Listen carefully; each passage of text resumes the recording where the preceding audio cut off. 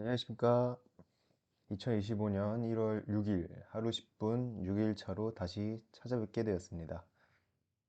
뭐 주말 잘 보내셨나요?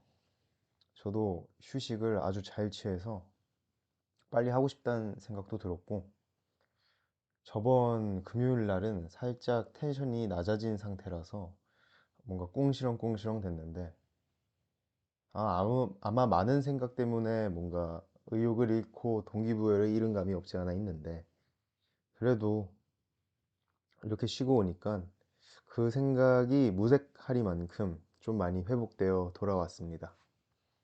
그 저번 주 금요일에는 참 모순적이고 약간 양가 감정 상태를 많이 띄었던 것 같아요. 물론 이 영상의 시작은 하나의 기록용, 어찌 보면은 만약에 이게 성공적인 뭐 프로그램이 된다면, 성공적인 나의 성장 과정을 담을 수 있다면 하나의 포트폴리오로도 쓸 수 있고, 여러 가지를 노리면서 만든 약간 일석이조다라고 생각해서 시작했는데, 이거를 뭔가 좀 더 잘 되길 바라 하는 그런 마음 때문에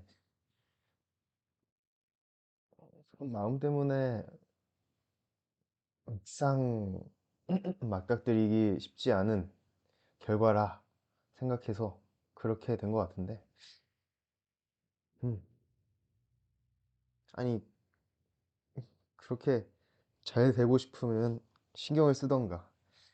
참 모순적인 감정이 아닐 수가 없습니다. 그래도 이게, 사람이 성공하고 싶은 마음은 사람 개별 누구에게나 갖고 있다고 생각이 들기 때문에 어쩔 수, 어쩔 수 없는 인간적인 면모라고 생각해 주시면 감사하겠습니다. 그래도 다시 휴식해서 파이팅한 모습으로 다시 돌아온 거가 조금, 그래도 정삼참작 해줄 만한 부분이 아닌가 싶습니다. 잡담 부분을 조금 줄이긴 해야 되는데, 그래도 뭔가 생각이 들면은 하고 싶은 얘기들이 참 많아요. 왜 내가 금요일 날 그렇게 뭔가 급해했을까? 라고 생각해 보면, 성공하고 싶다는 마음과, 그리고 이 세상에서 뭔가 나를 드러내고 싶다라는 그 욕구도 큰 것 같고, 성공, 성공을 잘하려면은 어떻게 해야 될까? 라는 생각. 원래는 아무것도 안 하고 블루오션이라고 불리는 것들을 찾아 나서고 싶었어요. 어렸을 때는. 근데 제 살면서 많은 블루오션이 있긴 했죠. 완전 초창기에는 유튜브 초창기 때 UCC나 막 그런 거 찍는 거를 어렸을 때는 즐겨 했으니까, 그거랑 유튜브랑 비트코인 투자도 있겠고, 지금 최근에 지인들과 만나서 얘기를 나눴을 때, 우리 초등학생 때 비트코인에 대해서 얘기를 나눴던 거 기억나냐 이러는데, 만약에 그런 거에 흥미를 가졌더라면 저는 아주 동방석에 앉아 있을 수도 있었겠죠. 그리고 가장 큰 가장 큰 하나의 블루오션이랄까, 미디어 쪽에서 가장 큰 블루오션, 쇼폼 쇼폼의 형식을 이용하는 틱톡이나 그런 릴스, 쇼츠 등 그런 쇼폼 관련 영상에 대한 블루오션, 난 그것도 블루오션이라 생각이 듭니다. 그런 생각들이 드는데, 아무것도 안 하면은 블루오션에 뛰어들 수 있었을까? 지금 제가 보낸 것만 해도 세 개의 바다를 보냈는데, 어쩔 수 없는 것 같아요. 성공하기 위해서는 일단은 어떤 바다든 뛰어들어야 되는 게 맞는다고 생각이 듭니다. 거기서 이제 새로운 파도라고 할 수 있는 것들, 새로운 아이템들, 새로운 창의적인 것들을 그 바닷속에 있어야만 어떤 바다든 레드 오션이든 블루 오션이든 그 바다 속에서 수영을 하고 있어야만 새로운 파도를 느낄 수 있다라고 생각이 들어서 근데 그 생각을 하게 된 게 얼마 안 돼요. 그래서 좀 아쉬운 부분이긴 합니다. 좀 더 어렸을 때 용기 있었다면 어떤 결과가 있었을까 고민하기도 하고 하지만 후회는 저편에 남겨두는 게 제일 좋은 것 같기도 하고요. 제 친구도 편의점 사업이 이제는 너무나도 대중화가 됐고 레드오션이라고 할 수 있죠. 근데도 사실 내가 사업을 한다 했을 때 편의점 사업은 조금 후순위에 놓을 것 같기도 해요. 성공의 측면을 봤을 때. 그래도 그 친구는 했습니다. 왜냐하면은 물론 부모님께서 편의점 사업을 조금 해보신 경험도 있고 그걸 따라서 일손을 도와드리다 보니 자신이 좀 더 경영을 잘 할 수 있을 것 같다라는 생각이 들어서 한 것도 있는데 그런 본업, 일단 본업에 뛰어들어서 열심히 하다 보면은 새로운 기회가 오지 않을까라고 생각이 듭니다.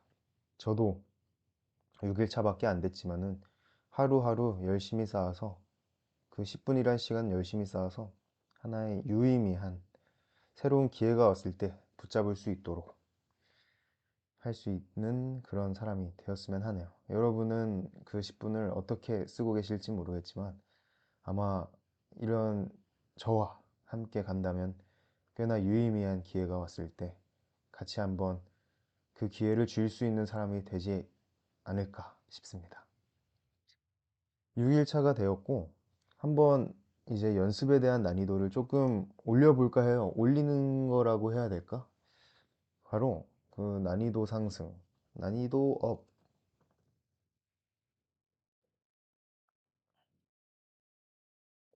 업이 맞나 싶은데 어떻게 할 거냐? 지금까지는 연습 프로그램 안에서 어떻게든 눈물을 흘리는 걸 연습을 하고 그러고 나서 어떻게 감정 상태를 가져갔는지에 대해서 설명을 했다면 이제는 그거에 대한 순서를 뒤집는 거죠. 일단 이렇게 지금 연습 들어가기 전 잡담 타임에서 어떤 감정 상태에 들어갈까를 선정하고 그거에 대해 연습하고 그거에 대해 피드백하는 그런 순서로 진행을 해볼까 합니다. 물론 저한테만 그런 거고요. 만약에 저를 따라서 뭐 저를 따라서 아니라 너보단 잘하니까 일 수도 있고 그렇게 눈물 연기 연습하러 오신 분이 있다면은 뭐 같이 해도 참 재밌을 것 같아요. 그리고 댓글로 만약에 제가 아직 댓글을 받은 적이 없거든요. 만약에 댓글을 받게 된다면은 이런 상황도 참 재밌을 것 같아요. 아니면 이런 상황 한번 도전해 주세요 하는 것도 뭐 제시해 주신다면 해볼 의향이 많습니다. 무조건 만약에 첫 댓글이라면 무조건 할 것 같긴 해요.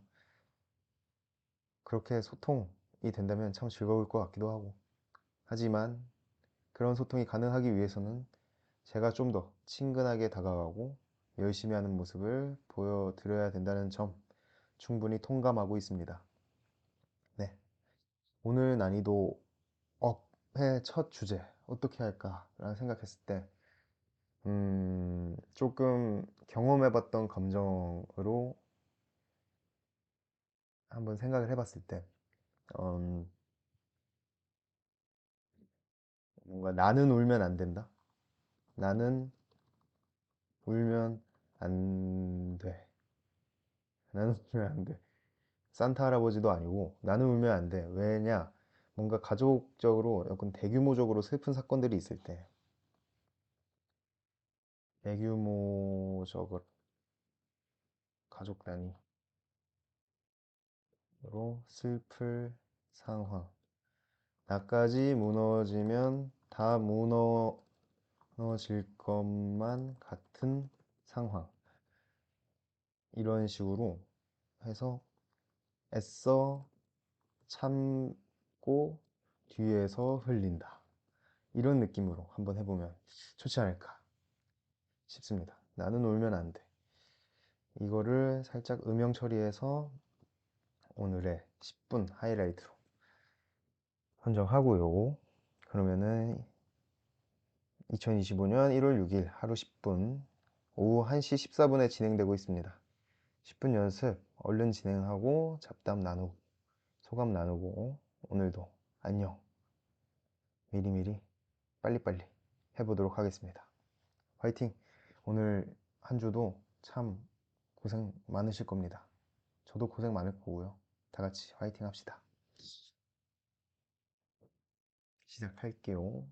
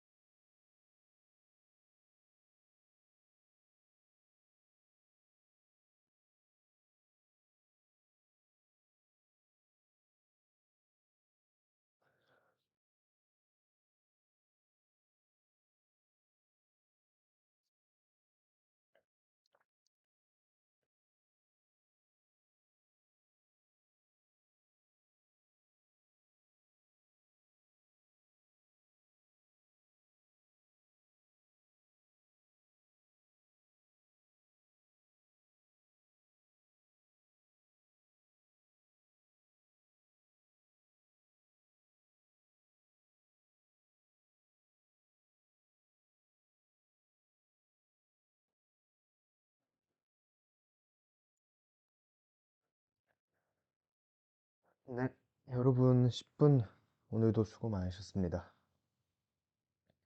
6일차 10분 벌써 우리 10분을 6일이나 썼으니까 벌써 그 한 행위를 위해 1시간을 썼네요. 6일에 걸쳐서 1시간이면 꽤나 많은 양의 훈련이라고 생각이 듭니다. 하루에 10페이지 읽는다 하고 해도 60페이지고 뭐 그런 식으로 생각하면 생각보다 적은 시간으로 많은 양의 훈련을 하고 있는 게 아닌가 생각이 들면서 꽤나 장족의 발전까지는 아니지만 장족의 발전이 되기 위해 나아가고 있다라고 생각이 듭니다. 오늘의 소감, 저의 눈물 연기 연습에 대한 소감을 말씀드리자면 확실히 이렇게 제시가 되었을 때 그 감정을 끌어올리기가 어렵다.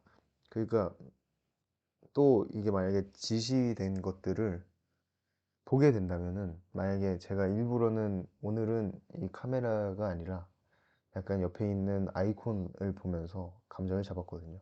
왜냐면 뭔가 카메라는 상대방이 있는 것 같고 상대방과 아이 컨택을 하면서 있는 느낌이 든다면은 뭔가 조금 그 풍경과 배경을 보는 걸로 약간 보여드리고 싶어서 조금 아이콘 쪽에 여기 카메라 옆에 아이콘 보이시죠? 그 아이콘 쪽에다 눈길을 주었어요.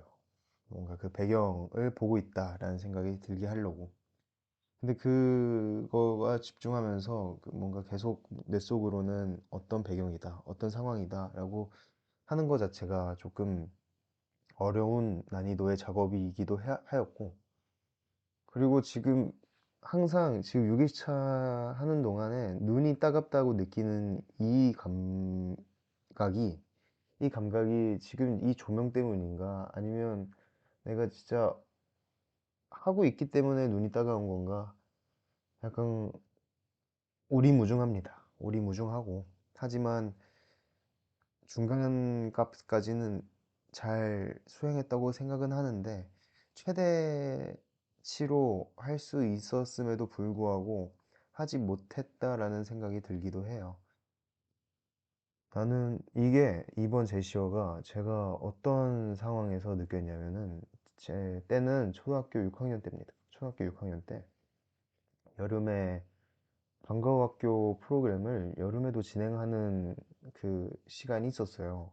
다 방학하고 한 일주일, 2주일 일주일 후에 열리는 한 2주일 클래스 이런 식으로 열리는데 거기서 이제 친구들이랑 만나고 놀면서 하는데 급하게 집으로 돌아가라고 하더랍니다. 선생님이. 그래서 뭔 일인가 싶어서 갔는데 외할아버지께서 돌아가셨다는 소식을 들었어요. 듣고 부랴부랴 내려가는데 이게 시골과 거리가 있다 보니까 사실 주변 사람, 내 가족 단위의 누군가가 돌아가셨다는 사실이 처음이었던지라 뭔가 인지가 잘 안 됐어요. 이건 무슨 감정이지? 나는 할아버지의 죽음에 슬퍼할 수 있을까? 라는 생각도 하면서 했고, 눈물이 안 날 것만 같아. 라고 생각도 했던 것 같아요. 근데 이제 장례식장에 딱 도착하고, 다 인사드리고, 약간 정중한 자세로, 약간 이제 딱 할아버지 빈소를 지키고 있는데, 어머니가 도착하자마자 진짜 하늘이 떠나가라는 듯이 눈물을 터뜨리시는 거예요. 생각해보면 당신의 아버지께서 돌아가신 거나 다름이 없기 때문에 그렇기 때문에 저는 뭔가 충격적이었어요. 뭔가 이렇게 이런 사람 엄마라는 그 분이 이렇게 무너질 수도 있구나라는 생각에 뭔가 충격적이었거든요. 근데 이제 삼촌들 임, 뭐 이모들 빠짐없이 다 오시고 다 눈물을 터뜨리시니까 뭔가 가족 단위가 전체적으로 암울한 느낌이 든 거예요. 근데 뭔가 저도 할아버지 빈소에서 할아버지 영정사진을 보면서 뭔가 그 차오르는 감정들이 있었거든요. 제 눈물이 막 이렇게 큰 눈물방울이 이렇게 맺혔는데 그럼에도 눈물을 흘리지 않으려고 했어요. 왜냐? 내가 흘리면 엄마는 더 슬프지 않을까? 라는 뭔가 철없는 생각 때문에 뭔가 그 어린 나이에 눈물 흘리면 안 돼. 나조차도 눈물 흘리면 안 돼. 생각하면서 눈물을 꾹 참았던 것 같아요. 그때 제가 삼형제 중에 차남이거든요. 형은 좀 더 늠름하게 있었고, 동생은 상황을 모르고 있었고, 그가 너무 더 어려서. 근데 저가 뭔가 거기서 울어버리면은 뭔가 든든한 아들이 되어주지 못할 것만 같고, 그래서서 눈물을 애써 참은 경험이 있었어요. 아마 그런 경험 때문에 이런 거를 실행하지 않았나 싶기도 합니다. 근데 그 어린 나이에 그냥 울어줬으면 어머니가 덜 슬퍼하지 않을까라고 지금은 생각이 드네요. 뭐, 그렇습니다. 참 유니크한 경험이었고, 뭔가 그런 감정선을 다시 한번 다뤄보고 싶었어요. 음, 눈물이 조금 그렁그렁 맺혔었는데, 맺혔습니다. 이게 이미지로, 동영상으로 표현이 안 되었을지 몰라도, 눈물이 그렁그렁 맺혔다는 거만 알아주셨으면 감사하겠습니다.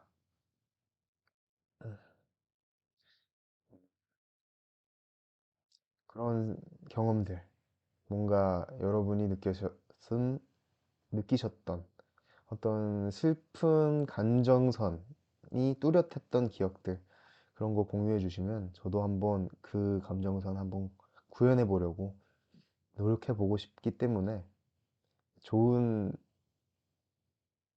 아이디어 있으면 공유해 주시면 고맙겠습니다. 1월 6일 하루 10분 6일차 이렇게 마무리하려고 합니다. 내일 뵙겠고요. 난이도 업을 일주일 차에 맞춰서 내일 할까 고민하기도 했는데 뭔가 조금 같은 템포로 같은 포맷으로 계속 가면 루즈한 감이 없지 않아 있을 것만 같아서 살짝 오늘 월요일이기도 하고 변형을 줘봤습니다. 어떠셨나요? 그래도 최근에 올린 두 영상이 조회수 두 자리를 달성해서 참으로 기쁩니다. 해시태그 기능을 달아놓은 덕분인 것 같기도 해요. 어떤 해시태그를 달지 고민 많이 하고 있으니까 어떤 다룰지 뭐 추천해 주시면 적극 반영해 보도록 하겠습니다. 유튜브에 관련해서는 이걸 보시는 여러분도 더 잘 아실 수도 있다고 생각이 들기 때문에 그렇게 부탁드립니다. 내일 뵐게요. 안녕.